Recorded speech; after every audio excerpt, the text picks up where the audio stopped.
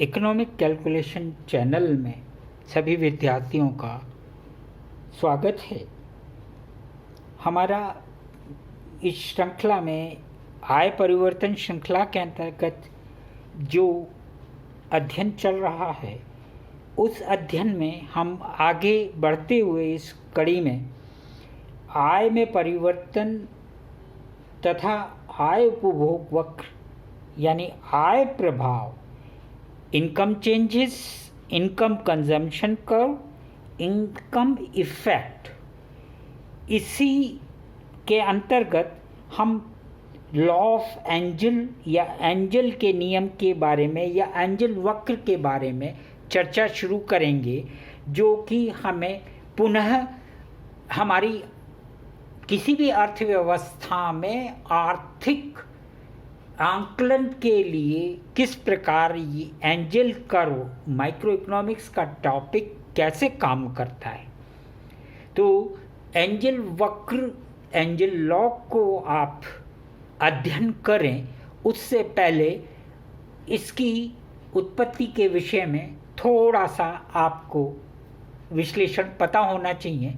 कभी कभी एक मल्टीपल क्वेश्चन इसमें से भी नेट हो, चाहे पब्लिक सर्विस कमीशन हो, चाहे यूनिवर्सिटी एग्ज़ाम हो, पूछ लिया जाता है। हम शुरुआत करते हैं कि लॉ ऑफ एंजल या सामान्य रूप से हम जब एंजल वक्र कहते हैं उसके विषय में। तो एक जर्मन स्टैटिस्टिशियन यानी जर्मनी सांख्यिकीविद अर्नेट एंजल ने इस अध्ययन को दिया था, इस विश्लेषण को दिया था, जो कि किसी भी अर्थव्यवस्था के लिए एक प्रमुख कड़ी का काम करता है। हम यहाँ मैंने लिखी स्पष्ट कर दिया है कि अर्नेट एंजल बर्थ, डेथ और 1857 में उन्होंने लॉ ऑफ ये एंजल लॉ जिसको कह देते हैं या लॉ ऑफ एंजल या एंजल कर्व विश्लेषण दिया अर्थव्यवस्था को समझने के लिए। और उन्होंने उसका आधार क्या लिया, ध्यान से देखिए। एंजल द्वारा उपभोग व्यय के पैटर्न, यानी एक उपभोक्ता अपनी आय को किस प्रकार से व्यय करता है और किस क्षेत्र में इन्होंने अध्ययन किया।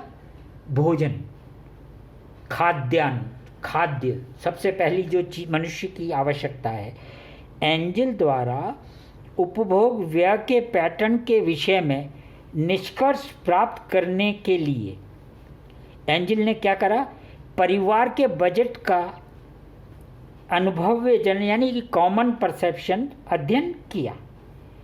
उन्होंने अलग अलग परिवारों की आय के स्तर और खाद्य या भोजन पर करे गए व्यय के बारे में बात करी थी।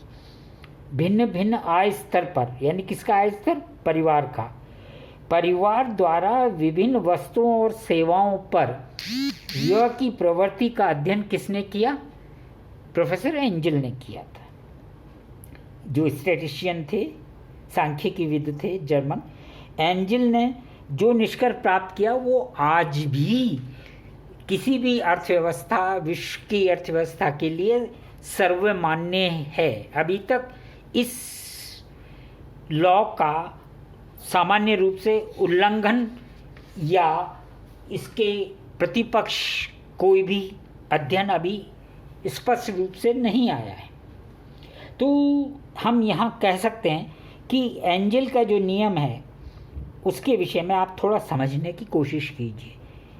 किसके रेफरेंस से समझे, किसी अर्थव्यवस्था, किसी राष्ट्र की अर्थव्यवस्था के संदर्भ में, कि एक अर्थव्यवस्था में जनसंख्या के रहन सहन का स्तर, यानी रहन सहन के स्तर में भोजन भी एक चीज़ है।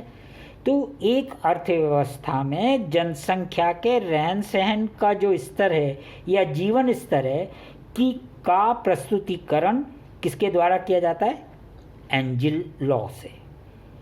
निम्न एंजल लॉ क्या कहता है, ये मतलब ये हम सब संक्षेप में ले रहे हैं जिससे कि आपको एग्जाम में टू द पॉइंट इंफॉर्मेशन मिल जाए।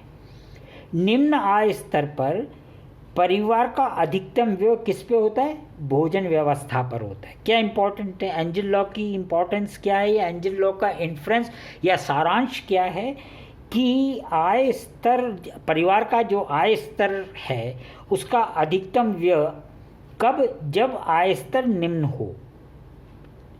परिवार की आय तुलनात्मक रूप से सिर्फ जीवन व्यापन स्तर की स्तर पर हो तो क्या कह सकते हैं? निम्न आय स्तर पर। और ये चीज़ देखें तो ये 18वीं सेंचुरी की जो दशा आ रही है, ये यूरोप में उस समय की जो युद्धकालीन परिस्थितियां थीं उसके हिसाब से जीवन का जो स्तर जिस तरीके का था उसको एक्सप्लेन करने के लिए एंजल ने अपना एक स्टैटिस्टिकल मॉडल डेवलप करने का कोशिश किया था और उन्होंने स्टैंडर्ड ऑफ लिविंग को आइडेंटिफाई करने की कोशिश की थी जिससे कि पॉलिसी मेकर्स को निष्कर्ष लेने में सुविधा हो। तो तथ्य तो ये है। तो क्या कह सकते हैं हम? परिवार द्वारा भोजन व्यवस्था पर, बहुत संक्षेप में ले रहे हैं, परिवार द्वारा भोजन व्यवस्था पर किया गया व्यय जनसंख्या के जीवन स्तर का भौतिक मानक होता है, यानी स्टैंडर्ड होता है। या कह सकते हैं कि भोजन व्यवस्था पर आप जिस तरह खर्च करते हैं वो आपका जो स्टैंडर्ड है, फिजिकल स्टैंडर्ड है, स्टैंडर्ड ऑफ लिविंग का फिजिकल स्टैंडर्ड बताता है। कहने का अर्थ, जैसे जैसे परिवार की आय वृद्धि होती है, अब क्या कहते हैं एंजल अपने इंटरप्रिटेशंस में क्या कहते हैं कि जैसे जैसे परिवार की आय वृद्धि या आय स्तर में सुधार होता है, परिवार की आय बढ़ती है, तो क्या क्या इम्पोर्टेंट है? भोजन जैसी आवश्यकताओं पर व्यय किए जाने वाला व्यय जो व्यय है कि यानी कि जैसे जैसे इनकम बढ़ती है भोजन पर जो खर्च किया जाता है उसकी मात्रा तुलनात्मक रूप से, आनुपातिक रूप से कम होने लगती है। जैसे जैसे परिवार की आय वृद्धि या आय स्तर में सुधार होगा, भोजन जैसी आवश्यकताओं पर व्यय किए जाने वाला आय का अनुपात कम हो जाएगा, यानी आय के कम हिस्सा भोजनों पर होगा और किस पे बढ़ जाएगा? औद्योगिक वस्तु।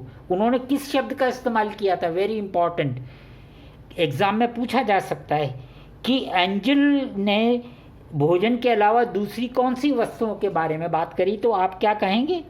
औद्योगिक वस्तु, या जिसको आप अपनी भाषा में क्या कह सकते हैं? विलासिता पर व्यय अधिक होना है। ये इंटरप्रिटेशन है एंजल लॉ का, जिसको सामान्य विद्यार्थी एग्जामिनेशन में सही तरीके से अभिव्यक्त या लिख नहीं पाते।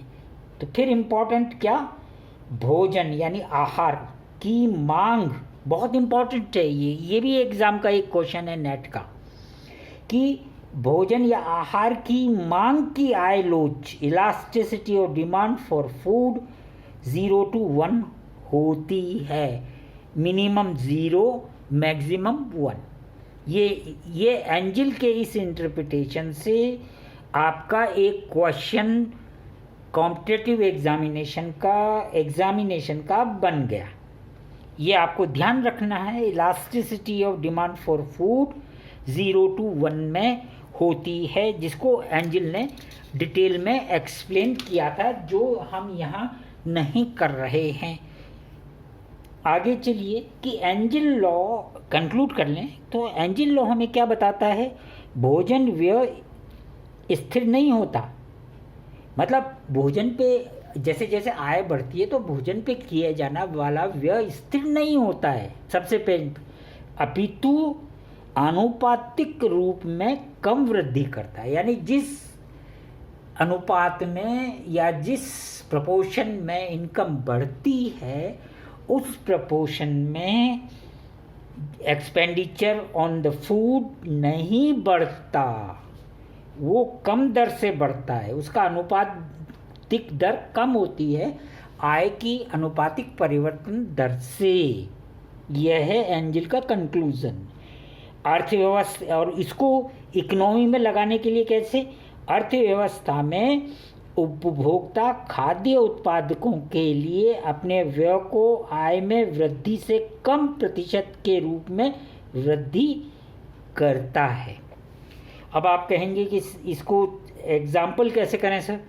मान लीजिए, अब समझने की कोशिश कीजिए, किसी परिवार की आय क्या है? प्रति माह 5,000 है और भोजन पे उस परिवार का व्यय कितना है? 2,000। यानी कुल जो आय है, आय का कितना प्रतिशत है? 40%।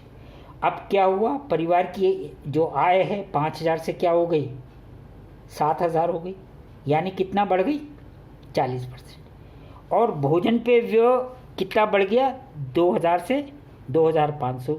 यानी निरपेक्ष रूप में देखें परिवर्तन तो क्या है? 25%। इम्पॉर्टेंट। और अगर सापेक्ष परिवर्तन देखें इसकी तुलना में तो कितना आता है? 35.7, जो इससे कम है। तो आय वृद्धि तो 40% है, पर भोजन व्यय वृद्धि क्या है? 35.7, जो अपने आप में एंजल का जो नियम है, लॉ ऑफ एंजल है, उसको प्रूव या सत्य करती है। अब एंजल कर्व से हम अब उपभोक्ता और वस्तु के विषय में वो क्या व्यवहार करता है, आने वाले चैप्टर्स या वीडियोस में हम डिस्कस करेंगे।